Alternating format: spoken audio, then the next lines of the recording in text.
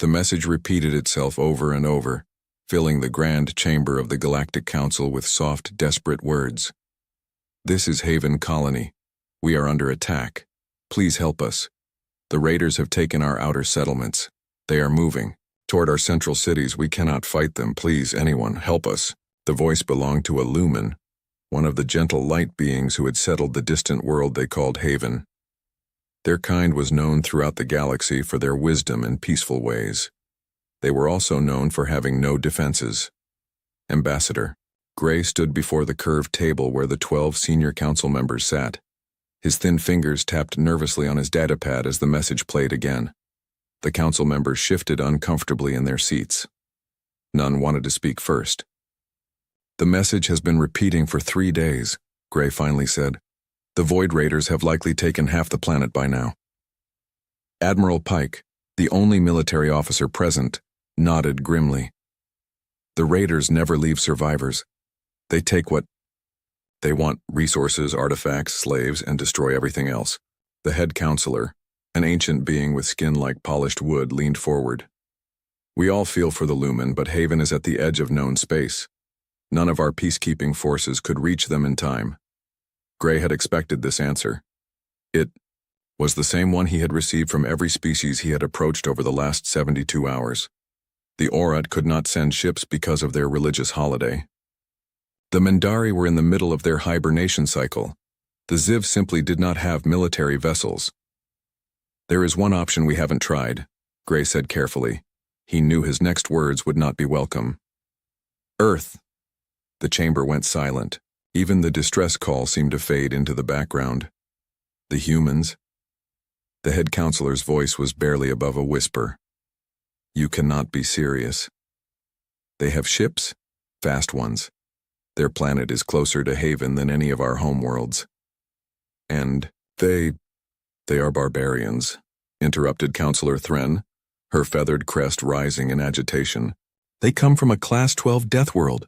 Do you know what that means, Ambassador? Their planet tried to kill them every day of their evolution, and instead of dying like sensible creatures, they fought back and won." Admiral Pike cleared his throat. "Counselor Thren is not wrong about their nature, but the humans do have one unusual trait. They respond to distress signals, always. It's almost a compulsion for them." Gray nodded quickly. "It's true. In the 5 years since Earth joined the Council, they've diverted their ships 11 times to answer distress calls from species they've never even met. And in doing so, they've engaged in violence each time," Counselor Thren countered. "Only against aggressors," Pike said. "Never against the ones who called for help." The head counselor raised a hand for silence. "Even if we decided to request their aid, what could one planet do? The Void Raiders have a fleet." Pike and Gray exchanged a look. It was Pike who answered. "The humans don't fight like the rest of us," he said simply. "They're different." The council chamber erupted in overlapping voices, some curious, some outraged. The head counselor finally restored order by activating the room's attention chime. "We will put it to a vote," the head counselor declared. "Should we formally request Earth's assistance for the Lumen of Haven?" The vote was close, 7 for, 5 against. Gray felt relief wash over him, though he knew many would criticize this decision. He quickly drafted the formal request and sent it through the special channel established for communication with Earth. The council members waited in uneasy silence. Most expected a delayed response or a polite refusal. Earth had kept to itself since joining the galactic community, sending only a few representatives who rarely spoke at meetings. The reply came just 3 minutes later. "SOS acknowledged. HMS Nemesis en route. ETA 72 hours. Gray read the message, aloud, and the council members looked at each other in confusion. "HMS?" asked the head counselor. "It stands for His Majesty's ship," Admiral Pike explained. "A traditional designation for their vessels. But, Nemesis? I'm not familiar with that ship." A junior aide hurried into the chamber and whispered something to Pike. The Admiral's eyes widened slightly. "Well?" prompted Counselor Thren. The Nemesis is not listed in Earth's registered civilian fleet, Pike said slowly. It's a military vessel. A destroyer, specifically. The chamber went completely silent. They're sending a warship? The head counselor's voice was faint with disbelief. Not aid workers or diplomats or peacekeepers, but an actual warship? I believe, Pike said carefully, that the humans have interpreted our request in their own way. They see a people under attack and they're responding with protection. Protection? Counselor Thren scoffed. Is that what they call it? They're sending an instrument of death. Gray looked down at his datapad, where the simple human message still displayed. Just 3 lines. Direct, efficient. No diplomacy, no hesitation, no questions asked. Simply, we heard you, we're coming. We'll be there in 3 days. We should alert the Lumen, Gray suggested. Tell them help is coming. Are we sure it is help? Asked the head counselor. Perhaps we should clarify with Earth exactly what their intentions are. Admiral Pike shook his head. The Nemesis has already departed Earth space at full speed. They won't stop for clarification. Another aide entered and handed Pike a data crystal. The Admiral inserted it into the chamber's projector, and a holographic image appeared in the center of the room. It showed a ship unlike any the council members had seen before. Sleek, black, with no visible weapons but somehow radiating menace. This is the only known image of the Nemesis, Pike explained, taken during a joint exercise last year. Earth doesn't share specifications of their military vessels. It looks predatory, whispered a counselor. Admiral, the head counselor, said, in your professional opinion, what exactly will happen when this ship reaches Haven? Pike studied the rotating image, his expression unreadable. The humans have a saying, speak softly and carry a big stick. It means to negotiate peacefully while having powerful force in reserve. He gestured to the image of the Nemesis. This council members is a very big stick. The Void Raiders are about to learn something that every predator on Earth discovered long ago. Sometimes what looks like prey is actually a predator in disguise. In the background, the Lumen distress call continued its loop. Please anyone, help us. But now those words carried a different weight. Help was coming, but it wasn't the kind of help anyone had expected. As the council session ended, Gray found himself wondering about the humans' response. Most species would have sent their kindest members, their most diplomatic voices, their gentlest helpers. The humans were sending their warriors. Gray wasn't sure if that made them monsters or heroes. Perhaps, he thought as he looked again at the image of the Nemesis, they were something else entirely. Something the galaxy had no name for yet. But the Void Raiders would soon find out. Captain Reese stood perfectly still on the bridge of the HMS Nemesis, hands clasped behind her back. Through the main viewport, she watched stars stretch into lines as the ship cut through hyperspace. The bridge was quiet, except for the soft beeping of instruments and the occasional murmur of the crew at their stations. Time to arrival? Reese asked, her voice calm. 26 minutes, Captain, answered Lieutenant Foster from the communication station. The young officer continued. The Lumen distress signal is still broadcasting. No change in the message. Reese nodded. 3 days of travel at maximum speed had brought them to the edge of the Haven system. 3 days during which the Void Raiders had continued their attack on a defenseless people. Tactical display, Reese ordered. Commander Stone, the first officer, activated the holographic projector in the center of the bridge. A 3-dimensional map of the Haven system appeared, with the planet itself glowing a soft blue at the center. Red dots marked the positions of 7 Raider ships in orbit. Their fleet is spread out, Stone observed. No defensive formation, they're not expecting company. Why would they? Reese said. The nearest Galactic Council outpost is 2 weeks away at top speed. But we're not from the Council, Stone said with a small smile. No, agreed Reese. We're not. Dr. Wells, the ship's xenobiologist, entered the bridge with a datapad in hand. Her white lab coat stood out against the dark uniforms of the bridge crew. Captain, I've completed my research on the Lumen, Wells said. They're even more vulnerable than we thought. Reese gestured for Wells to continue. The Lumen evolved on a world with no predators and no natural disasters, Wells explained, displaying images of tall, slender beings with faintly glowing skin. Their bodies produce natural light, bioluminescence, and they're telepathic within. Short ranges. Telepathic? Stone asked, suddenly concerned. Will they be able to read our minds? Not exactly, Wells said. They sense emotions and general thoughts, but they can't dig into memories or secrets.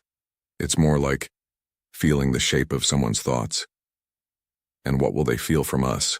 Reese asked quietly. Wells hesitated. That's the problem, Captain. The Lumen have no concept of violence, none. Their entire evolution happened without it. When they sense our capacity for combat, our willingness to fight, it might frighten them as much as the Raiders do. Reese considered this information. So we're going to rescue people who might be afraid of us. People who may not understand that we're trying to help. Yes, Wells confirmed. But there's something else. Their telepathy works both ways. When a Lumen is killed, all nearby Lumen feel it happen. The Raiders aren't just attacking them physically. They're causing psychological trauma with every death. The bridge fell silent as the crew processed this information. Reese's expression hardened. Tell me about the Raiders, she said. Stone adjusted the holographic display, bringing up images of various ships and alien beings. The Void Raiders aren't a single species, Stone explained. They're outcasts and criminals from a dozen different worlds who joined together under one leader, Commander Dusk. The display showed a tall, dark-skinned alien with 4 arms and eyes that glowed red. Dusk was once a respected military officer in the Tarek fleet, Stone continued. He was dishonorably discharged for excessive violence against civilians during a peacekeeping operation. Instead of accepting punishment, he stole a warship and disappeared into the outer systems. Over the years, he's gathered others like him, beings who enjoy causing pain. Their tactics? Reese asked. Standard raid protocol, Stone replied. They target developing worlds with valuable resources but limited defenses. They take what they want, minerals, technology, slaves, and destroy everything else. No witnesses, no consequences. Until now, Reese said quietly. The ship's navigator called out, Preparing to exit hyperspace, Captain. Battle stations, Reese ordered. Throughout the ship, lights dimmed to combat settings and alert signals sounded. Crew members moved with practiced efficiency to their positions. Activate stealth systems upon exit, Reese continued. No emissions, no transmissions. I want us completely invisible. Stealth systems ready, reported the tactical officer. Exit. In 5, 4, 3, 2, 1. The stretched stars suddenly snapped back to points of light as the Nemesis dropped out of hyperspace at the very edge of the Haven system. The ship's special hull absorbed rather than reflected light, making it appear like a moving shadow against the stars. Stealth systems active, confirmed the tactical officer. We are running silent. Long-range scanners, Reese ordered. The main view screen changed to show Haven in detail. It was a beautiful world of blue oceans and green continents, but even from this distance the crew could see dark smoke rising from several locations on the planet's surface. Magnify, Reese said, her voice tight. The image zoomed in on one of the burning areas. It had once been a city, a collection of elegant crystal-like structures arranged in circular patterns.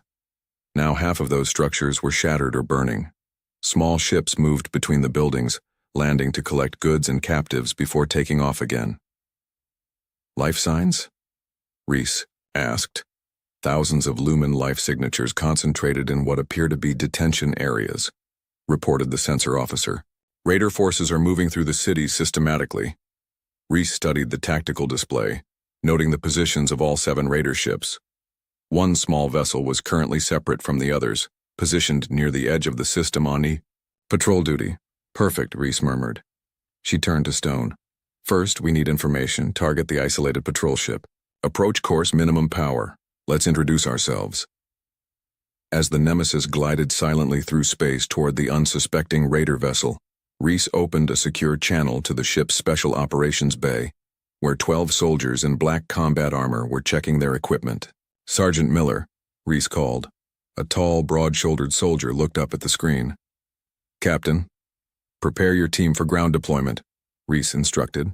Your primary objective is to secure Lumen hostages and gather intelligence on Raider. Ground forces. Rules of engagement, Miller asked.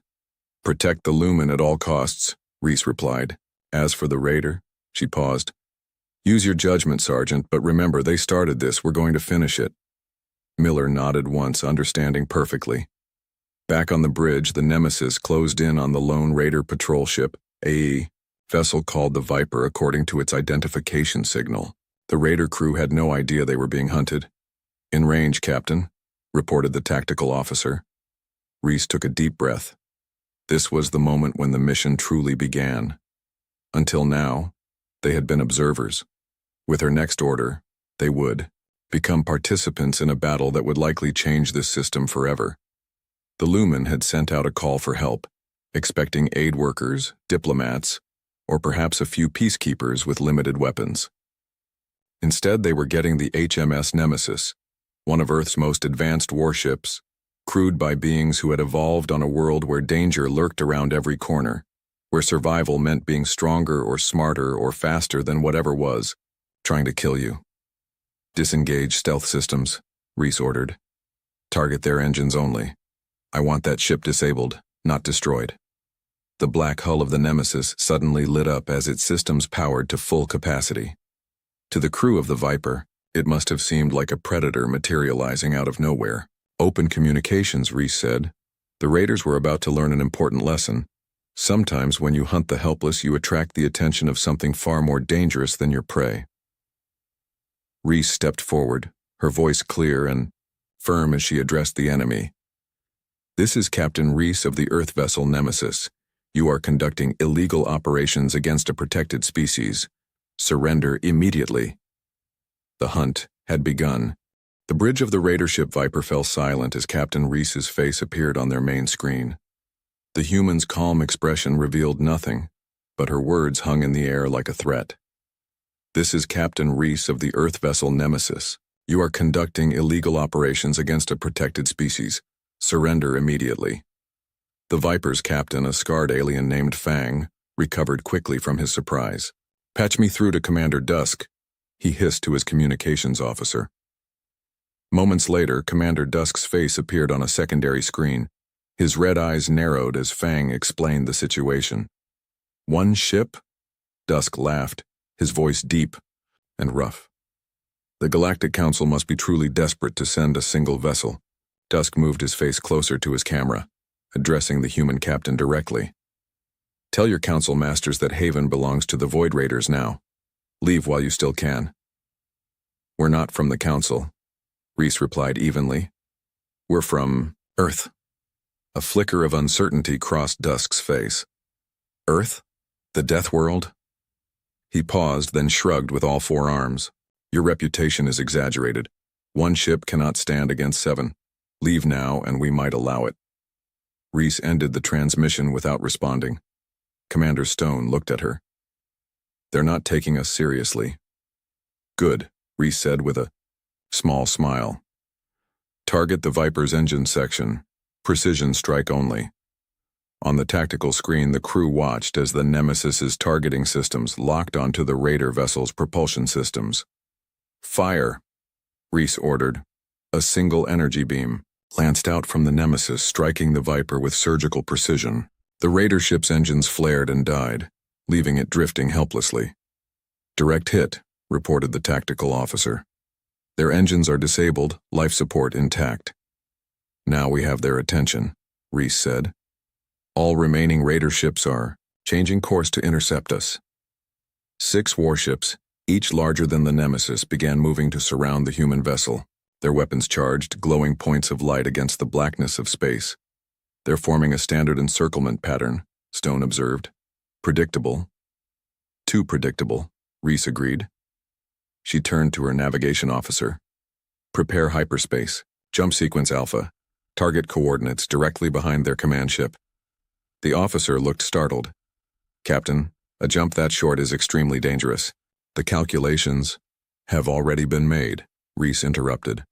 This is what we trained for, Lieutenant. As the raider ships closed in, their weapons reaching optimal firing range, Reese gave the order. Execute jump.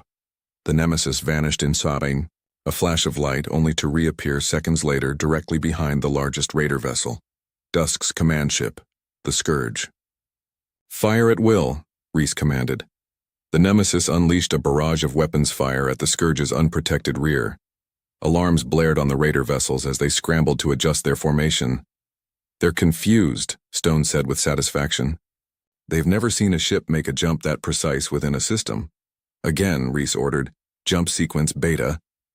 The Nemesis disappeared once more, reappearing above a different raider ship. More precision strikes followed. They're trying to predict our pattern, Stone noted as the raiders began firing wildly. There's no pattern, Reese replied. On Haven's surface, Sergeant Miller led his team of Special Forces soldiers through the ruins of what had once been a beautiful Lumen city.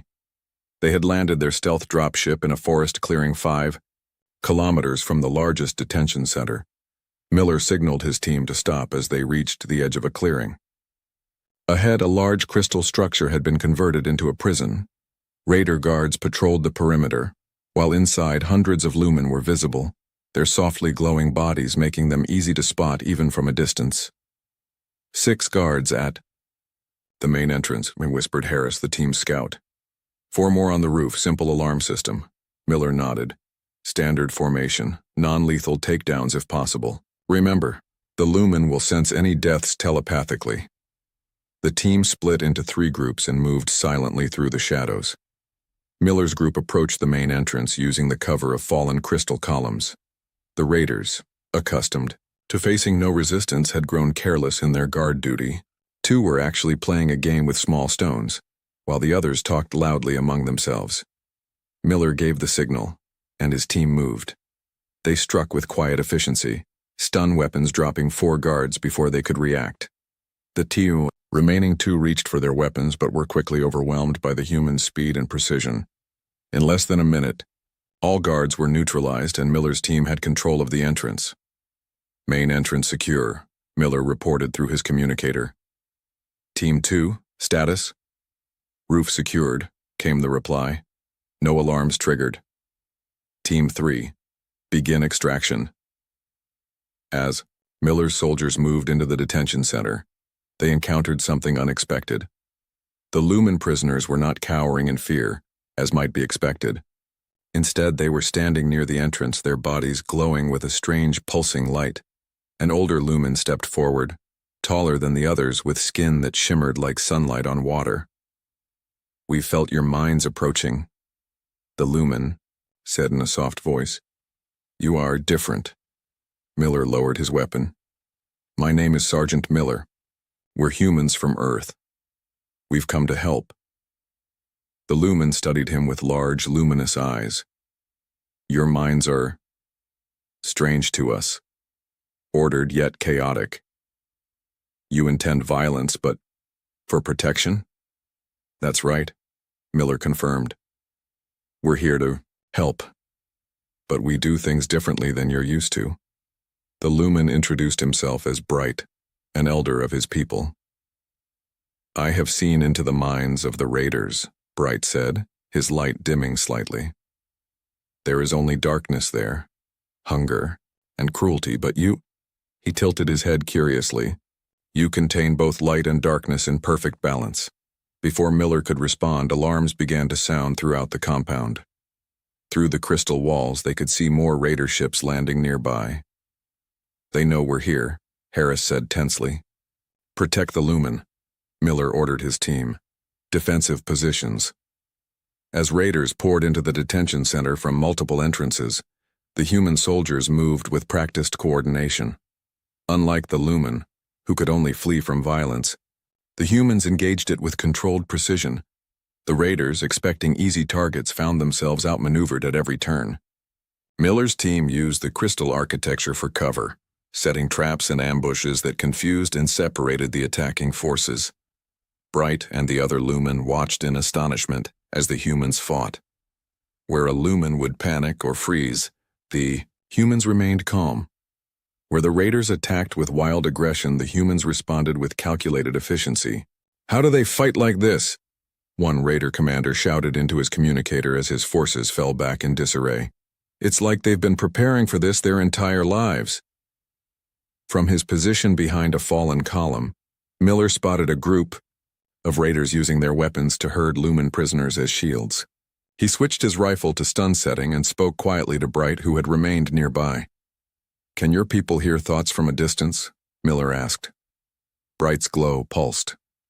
Yes, if we focus together. We need a distraction, Miller explained, quickly. Can your people send a message to all the Lumen in that group at once? Tell them to drop to the ground on my signal? Bright nodded, his light brightening with understanding. The elder Lumen closed his eyes and several nearby Lumen joined hands, their collective glow intensifying. Miller counted down on his fingers. 3, 2, 1. All at once, every Lumen being held by the Raiders dropped to the floor. In the split second of confusion that followed, Miller's team fired, dropping the surprised Raiders with precise stun blasts. It worked, Bright said, his voice filled with wonder. We have never used our abilities this way before. Sometimes, seeing things differently is an advantage, Miller replied, already moving toward the next group of Raiders. As the battle continued, the Lumen began to understand something profound about the humans. These strange beings from a world called Earth didn't just know how to fight. They had evolved with it, refined it, mastered it. The violence that so terrified the Lumen was, to humans, simply another skill to be used when necessary. And now, for the first time, the Raiders were facing an enemy who could match their aggression with something more dangerous: discipline. Over his communicator, Miller heard the voice of Captain Reese. Ground team, status report. Primary detention center secured, Captain, Miller replied as his team rounded up the last of the surrendering Raiders. But there's something you should know. He looked at Bright and the gathered Lumen, who were now using their telepathic abilities to help locate hidden Raiders. The Lumen are helping us, Miller continued. They can't fight, but they can be our eyes. I think we've just found some unexpected allies. Above them, in orbit, the battle between the Nemesis and the Raider fleet continued. But now a new kind of partnership was forming on the ground, one between a species that had never known violence and another that had mastered it completely. The Raiders had no idea what was coming next. 3 hours into the battle, the Nemesis took its first serious hit. A coordinated attack by 3 Raider ships caught the human vessel as it emerged from a hyperspace jump. Energy beams struck the port side, causing the ship to shudder violently. On the bridge, Captain Reese gripped her command chair as warning alarms blared. Damage report. Hull breach on Deck 3, reported Commander Stone, studying the damage control display. Automatic seals engaged. Lieutenant Gray was injured. Medical team responding. Shields at 62%, added the tactical officer. 2. Weapon systems offline. Reese's expression remained calm, but her eyes hardened. The Raiders were adapting to their tactics faster than expected. She needed to change her approach. Status of Raider fleet? She asked. 2 ships disabled, 5 still combat capable, Stone replied. But they're starting to coordinate their attacks. Their command ship is directing the others to predict our jump points. Reese nodded thoughtfully. Contact Sergeant Miller on the surface. I need an update. On Haven's surface, Miller and his team had secured 3 detention centers, freeing thousands of Lumen. But now they faced a new problem. The Raiders had fallen back to their main base, an ancient Lumen temple converted into a fortress. Intelligence, gathered from captured Raiders, confirmed that Commander Dusk himself had taken control of the ground operation. Captain, Miller reported over his communicator, we've secured most of the captive Lumen, but Dusk is using the remaining prisoners as hostages in the central temple. He's threatened to execute them if we advance further. Miller stood on a hill overlooking the temple. Beside him, Elder Bright and several other Lumen focused their telepathic abilities on the fortress, sensing what was happening inside. There are 213 of our people inside, Bright said, his normally gentle voice strained. They are frightened. The one called Dusk is angry. His mind burns with hatred. Reese's voice came through Miller's communicator. Can you assault the temple? Not without risking the hostages, Miller replied. The raiders have set up explosive charges throughout the building. They're desperate. There was a pause before Reese spoke again. Hold your position. I'm sending Dr. Wells to your location. She has an idea that might help. Less than 30 minutes later, a small shuttle landed near Miller's position. Dr. Wells emerged, carrying several equipment cases. The xenobiologist looked tired but determined as she approached Miller and Bright. I've been studying the Lumen telepathic abilities, she explained, setting down her equipment, and I think there's a way we can use them to our advantage. Wells opened one case, revealing devices that resembled small silver discs. These are neural disruptors, designed to interfere with specific brain patterns. We use them for medical purposes, but with some adjustments. She looked at Bright. Your people can communicate telepathically. Can you also project sensations, images, feelings? Bright's glow pulsed thoughtfully. We can share emotions and simple images with those who are receptive. But the raiders' minds are closed to us. Too chaotic, too violent. You don't need to connect with their minds, Wells said. You just need to create enough telepathic noise to confuse their equipment. She pointed to devices mounted around the temple. Those are sensor arrays. They detect movement, heat, even neural activity. But they can't distinguish between real signals and telepathic projections. Miller understood immediately. A diversion. If the Lumen create enough telepathic activity, the raiders' sensors will be overwhelmed, Wells finished. They won't be able to tell what's real and what's not. Bright looked at the other Lumen who had gathered to listen. We have never used our abilities this way before, as a weapon. Not a weapon, Wells corrected gently. A shield. Protection for your people inside. After a moment of silent communication among themselves, Bright nodded. We will try. While Wells worked with the Lumen, Miller gathered his team. We need a way into that temple that the raiders won't expect. An elderly female Lumen named Shimmer approached. There are passages beneath the temple, ancient ways known only to our priests. I can show you. In orbit, the Nemesis continued its hit-and-run attacks against the raider fleet, but Captain Reese knew her ship couldn't sustain this pace much longer. Damage was accumulating, and the raiders were getting better at anticipating their movements. Captain, Stone said quietly, we need a new strategy. Reese studied the tactical display. The 5 remaining raider ships had formed a tight defensive formation around Dusk's command vessel. They were no longer chasing the Nemesis, conserving their energy, and waiting for the human ship to attack. They think they've figured us out, Reese said with a slight smile. Let's show them something new. She turned to her communications officer. Open a channel to Sergeant Miller. Beneath the ancient temple, Miller led his team through narrow tunnels that hadn't been used in centuries. The passages were tight, forcing the humans to crouch as they moved. Shimmer guided them, her natural glow providing just enough light to see. The temple was built over a natural cave system, Shimmer explained. Our ancestors used these passages for meditation and private ceremonies. The tunnels eventually led to a vertical shaft. Miller's helmet scanner indicated they were directly beneath the temple's central chamber. This is it, Shimmer whispered. The chamber of light lies above us. There is a hidden entrance behind the altar. Miller checked his chronometer. Everybody, in position. Remember, we move on my mark, not before. His communicator beeped softly. Sergeant, came Captain Reese's voice. We're ready up here. Operation begins in 5 minutes. Understood, Captain. We're in position. Miller turned to Shimmer. Return to Bright and the others. Tell them to be ready. After the Lumen departed, Miller addressed his team. This will be close-quarters combat with hostages present. Precision is everything. Captain Reese is about to give the raiders something else to worry about, and the Lumen will blind their sensors. Our job is to get in, secure the hostages, and capture Dusk if possible. The soldiers checked their weapons one final time. Unlike their earlier encounters, this would be the most dangerous part of the mission. The raiders would be cornered, desperate, and under the direct command of Dusk, a trained military commander. On a hillside overlooking the temple, bright wells and over 100 lumen had gathered in concentric circles. They sat with hands linked, their bodies glowing. With increasing intensity, focus your thoughts, Wells guided them.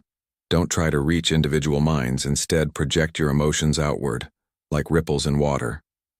The lumen began to pulse with light, their natural bioluminescence growing stronger. The air around them seemed to shimmer with energy.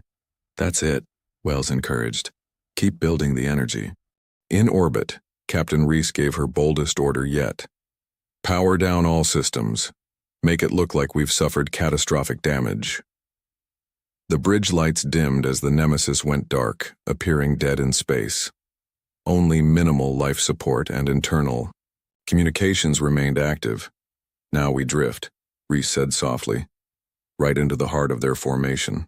The Nemesis, its black hull nearly invisible against the backdrop of space, began to float toward the Raider fleet like a piece of debris. The Raiders, seeing the human ship apparently disabled, maintained their defensive posture but didn't fire. They think we're dead, Stone whispered. Let them keep thinking that, Reese replied, until it's too late. Miller's chronometer reached 0. Go. Simultaneously, 3 things happened. In orbit, the seemingly dead Nemesis suddenly roared back to life in the middle of the Raider formation, all weapons firing at point-blank range. On the hillside, the gathered lumen released a massive telepathic surge that overwhelmed every sensor in and around the temple. To the Raiders inside, it appeared as if thousands of beings were approaching from all directions. And beneath the temple, Miller's team burst through the hidden entrance into the Chamber of Light, catching the Raiders in a moment of complete confusion. The chamber was vast, with a domed ceiling covered in crystal formations that reflected light in dazzling patterns. Lumen hostages huddled in the center, surrounded by Raider guards. On a raised platform stood Commander Dusk, his 4 arms gesturing wildly as he shouted, "Orders! What's happening?" Dusk roared as alarms blared and his guards stumbled in confusion. The sensors are detecting movement everywhere. At that moment, Miller's team struck. Stun blasts dropped the nearest Raiders before they could react. Others turned to fight, but the humans moved with coordinated precision, each soldier covering the others as they advanced. Dusk saw what was happening and grabbed the nearest lumen hostage, a child whose light flickered in terror. "Stop or I'll kill this one," he shouted, pressing a weapon against the child's head. Miller aimed his rifle but couldn't risk the shot. The other Raiders, seeing their commander's example, also seized hostages. For a moment, everything hung in balance. The human soldiers couldn't advance without endangering the hostages, but the Raiders couldn't escape. Then, something unexpected happened. The lumen hostages, connected telepathically to Bright and the others outside, acted together, as if receiving a silent signal. Every lumen in the chamber suddenly flared with blinding light. The Raiders, unused to the intense brightness, recoiled and shielded their eyes. In that brief moment, Miller's team struck. Precision shots dropped. The disoriented Raiders one by one. Dusk, still holding the lumen child, back toward an exit. "Stay back," he warned. Miller lowered his weapon slightly. "It's over, Dusk. Your fleet is being destroyed as we speak. Surrender, and you'll be treated according to galactic law." "Treated by what law?" Dusk snarled. "The law of the strong? Because that's the only law that matters out here." "No," Miller replied calmly. "The law that protects the weak from predators like you." As they faced each other, the child in Dusk's grasp suddenly went completely dark, stopping its glow entirely. Surprised, Dusk glanced down, and in that split second of distraction, Miller fired. The stun blast hit Dusk squarely and he collapsed. Throughout the chamber, the Raiders were being secured by Miller's team. The lumen hostages, their glow returning to normal, embraced each other in relief. Miller approached the child who had been held by Dusk. The young lumen looked up at him with large, luminous eyes. "You stopped your light," Miller said, impressed. "How did you know to do that?" The child's glow pulsed gently. "I felt it in your mind. The darkness that hides the light. Sometimes to be safe one must be silent." Miller nodded, understanding dawning. The Lumen were learning from the humans, just as the humans were learning from them. His communicator activated with Captain Reese's voice. "Ground team, status?" "Temple secured, Captain," Miller reported. "Dusk is in custody. All hostages safe." "Well, done," Reese replied. "The Raider fleet has been neutralized. The Haven system is secure." Miller looked around the ancient chamber, where humans and Lumen now stood together in victory. "What happens now?" he asked. "Now," Reese said, "we show the galaxy what happens when someone sends a distress call to Earth." 3 days after the battle, a Galactic Council ship arrived at Haven. The sleek diplomatic vessel named Harmony entered orbit cautiously. Its scanners showed the remains of the Raider fleet, disabled ships drifting under guard by the HMSE Nemesis, which still bore the scars of combat on its dark hull. Ambassador Gray stood nervously on the Harmony's observation deck, watching as a shuttle from the Nemesis approached their docking bay. He had come expecting to find devastation, perhaps even to conduct rescue operations for any surviving Lumen. The Council had sent medical teams, aid workers, and a small security force. What Gray hadn't expected was to find the Raider threat completely neutralized, the Lumen population largely intact, and reconstruction already underway. "I still don't understand how they did it," Gray murmured to Admiral Pike, who stood beside him. "1 ship against 7, a dozen soldiers against hundreds of raiders." Pike didn't answer immediately. The old military officer had suspected the humans might be effective, but even he hadn't imagined such a decisive victory. "Perhaps," Pike said finally, "we've underestimated them." The shuttle docked and Captain Reese emerged. She wore her formal uniform, but her face showed signs of exhaustion beneath her professional demeanor. Ambassador Gray, Admiral Pike, Reese greeted them with a small bow. "Welcome to Haven." Gray stepped forward, extending his thin hands in the traditional council greeting. "Captain Reese, on behalf of the Galactic Council, I offer our sincere gratitude for your intervention." Reese accepted the gesture politely. "My crew performed admirably, but there's someone else you should meet." She turned and gestured to the shuttle. Elder Bright emerged, his light pulsing gently. Several council members gasped. They had expected to find the Lumen traumatized, hiding from violence they couldn't understand. Instead, Bright stood tall, his glow strong and steady. "Greetings, Ambassador," Bright said. "The Lumen of Haven welcome the Galactic Council." Gray fumbled for words. "Elder Bright, we came prepared to offer emergency aid and evacuation if necessary, but it seems that we are rebuilding rather than fleeing." Bright finished with a gentle pulse of light that indicated amusement. "Yes, thanks to our human allies." Gray looked from Bright to Reese, confusion evident on his face. "Allies? But the Lumen abhor violence. And humans are quite capable of it," Reese acknowledged.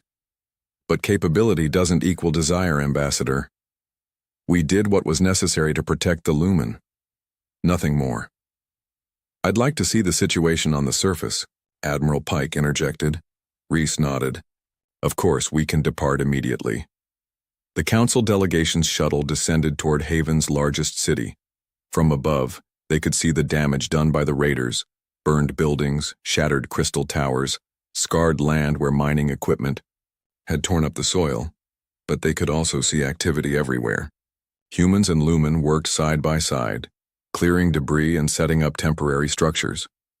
Some areas already showed signs of rebuilding. The shuttle landed in a cleared area near the temple. Sergeant Miller stood waiting with several of his team, members and a group of Lumen, including the child who had helped capture Dusk. As Gray and the other council members stepped out, they stared in amazement at the scene around them. Humans in work clothes operated machinery that moved heavy debris, while Lumen used their natural abilities to illuminate darkened areas and communicate across distances. "This is unexpected," Gray admitted, as Miller led them toward the temple. "We thought the Lumen would be traumatized by exposure to violence, that they would fear the humans." Miller glanced at the child walking beside him. They were afraid at first, he acknowledged, but not anymore. Inside the temple, the Chamber of Light had been converted into a command center. Maps and holographic displays showed reconstruction plans. Humans and Lumen moved about with purpose, working together with surprising efficiency. I don't understand, Gray said, watching a human engineer explain a structural repair to a group of attentive Lumen. How did you overcome their natural aversion to your warlike nature?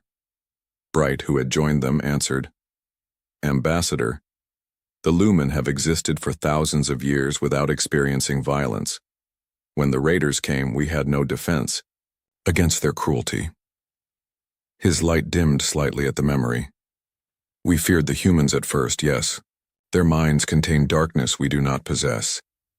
The elder Lumen's glow brightened again. But we learned something important. The darkness in humans is balanced by light. They can imagine terrible violence, yet choose peace. They prepare for the worst while working for the best, Miller added. And we learned from the Lumen too. They've shown us different ways to solve problems, ways that don't always involve force. Gray looked skeptical. And what happens when you leave? The raiders may be gone, but there are others like them in the galaxy. We're not leaving, Reese said simply. Not entirely. The captain led them to another part of the temple, where a formal document was displayed. The Lumen have asked for a permanent human presence on Haven, a small security force, technical advisors, and cultural exchange. Pike read the document with interest. This is a formal alliance treaty. The first of its kind between Earth and another species, Reese confirmed. Already approved by our government. Ambassador Gray appeared concerned. The Council wasn't consulted on this matter. With respect, Ambassador, Bright interjected gently, Haven is a sovereign Lumen colony. We may choose our own allies. Gray looked from the Lumen elder to Captain Reese, finally understanding the significance of what had happened. This wasn't just a rescue mission. It was first contact between two species who, despite their differences, had found value in each other. Later that evening, as the sun set over Haven, a small ceremony took place in the temple gardens. The Lumen performed a traditional light dance, their bodies creating patterns of incredible beauty in the growing darkness. The humans watched in appreciation, their usual military discipline relaxed for once. Ambassador Gray found Captain Reese, standing apart from the others, looking up at the stars. Your mission here is complete, Captain, Gray said. The Council will ensure proper recognition for your service. Reese smiled slightly. That's not why we came, Ambassador. Then why did Earth respond so quickly to a distress call from a species you'd never even met? Because they asked for help, Reese said simply. And on Earth we believe that when someone asks for help, you help them. It's that simple. Gray considered this. Admiral Pike mentioned this trait of yours. He called it a compulsion. Perhaps it is, Reese acknowledged. On our world, those who could help others but choose not to are considered lacking something essential. They watched as a human child and a Lumen child played together near a fountain, the human teaching the Lumen a game with small stones, while the Lumen created tiny light patterns that the human tried to catch. The Council feared you, Gray admitted, quietly. When Earth joined us 5 years ago, many believed it was only a matter of time before humans tried to dominate through force. Your world, your history, they're so different from the rest of us. Yes, Reese agreed. We evolved on a world that tried to kill us every day. We had to become strong to survive. She watched the playing children with a soft expression. But strength doesn't have to be frightening, Ambassador. It can also protect. In the garden, more humans and Lumen had joined the children's game, laughing and glowing in the growing darkness. Your ships are called His Majesty's ship, Gray noted. Nemesis is a name from human mythology, is it not? The goddess of retribution. Yes, Reese nodded, but also of balance and harmony. She brought retribution to those who needed it, but protection to those who deserved it. As they watched the celebration, Admiral Pike approached with a data crystal in hand. Captain Reese, this just arrived from Earth. 3 more human ships are being dispatched to Haven. They're bringing construction equipment, medical supplies, and teachers. Teachers? Gray questioned. The Lumen want to learn from us, Miller explained, joining the conversation. And we want to learn from them. They understand harmony in ways we don't. We understand protection in ways they don't. The human sergeant looked toward where Commander Dusk was being held in a secure facility, awaiting transport to a council prison planet. The raiders thought the Lumen were easy targets because they couldn't fight back. What they didn't understand was that sometimes when you threaten the peaceful, you attract the attention of the warriors. In the night sky above them, stars glittered like distant beacons. Somewhere out there, Earth continued its own journey among the stars, a death world whose inhabitants had mastered both war and peace, violence and compassion. The Lumen's distress call had reached the Deathworlders. They hadn't sent aid workers. They hadn't sent diplomats. They had sent warriors in a dangerous ship, and in doing so they had brought not just rescue but possibility, the beginning of something new in the galaxy. A partnership between a species that understood perfect peace and one that understood necessary violence. As the celebration continued into the night, the light of the Lumen merged with the shadows of the humans, creating patterns neither species could have made alone.